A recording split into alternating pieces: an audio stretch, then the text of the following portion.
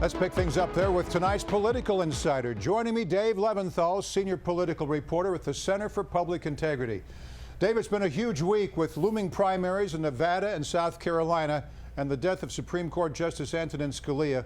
The Weekly Standard reports Democrats are already raising money off of Scalia's death. Is that true, and are Republicans doing the same thing?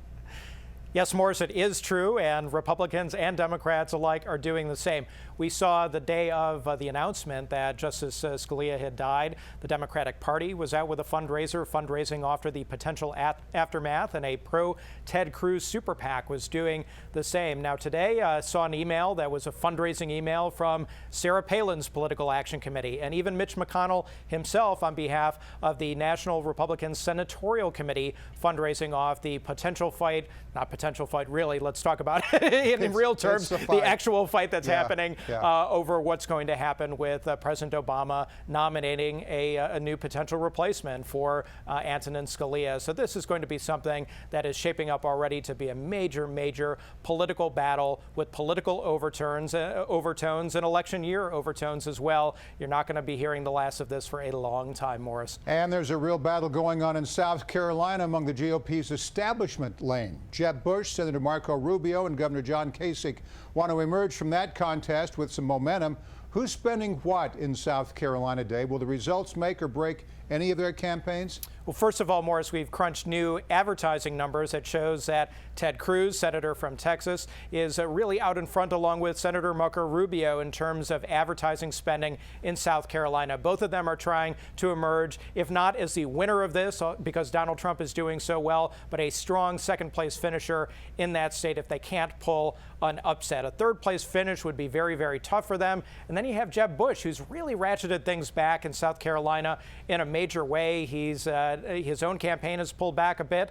The super PAC that is supporting him, one of these groups that can raise and spend unlimited amounts of money, is not advertising nearly at the clip that we saw it doing in Iowa and particularly New Hampshire. It should be noted that Jeb Bush's super PAC has been playing hard in Texas, which is one of the major Super Tuesday states that's coming up, where 12 primary and caucus contests will be waged, and that's coming on March 1st. And the primary contest on both sides of the political aisle is close. What kind of impact is this having on overall campaign spending?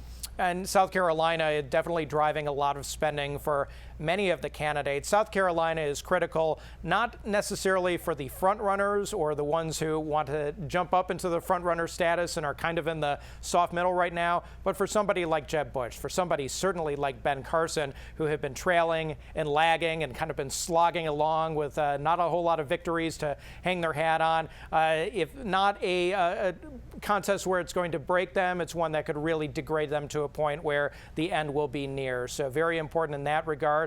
And hey, if you do well in South Carolina, that gives you a ton of momentum going into Super Tuesday, which is all important since so many delegates will be won and so many delegates are in the balance on that one particular day. Again, March 1st. Circle it on your calendar. Mark the date. Today, the Nonpartisan Tax Policy Center released a report on Senator Ted Cruz's tax plan. They find it would cost $8.6 trillion over the first 10 years, not including interest on the national debt. Over the course of this campaign, we've heard similar concerns about tax plans from Donald Trump and Bernie Sanders. Are these plans ever balanced? Well, far from wanting to disparage any of these plans or the studies that analyze the plans, it's so very early right now, and we're not electing a dictator. We're electing a president, and the president for any tax plan, frankly, any plan at all, is going to have to work with Congress. And Congress and the presidency, as you well know, Morris, is something that oftentimes is not easily done, and you're going to have lots of troubles along the way. So, hey, these studies are very instructive. They're very interesting, and they prompt debate over the policies and the plans that many of these candidates will have. But it's far from the final word that we're going to have on any of this, and far from what a president might actually do if a candidate today becomes president tomorrow. There are also early trial balloons, too, for anybody that thinks they're going to get to the White House. They can kind of float some ideas now and not be burdened by it 6 months from now. It gives you an opportunity as a voter to see what a candidate's hopes and dreams are, even if it's not going to be the letter of the law a year from now if they were to be the occupant of the White House, no question. Always good to get your insight. Dave Levinthal, senior political reporter at the Center for Public Integrity. Thanks, Dave. You're welcome, Morris. Thank you.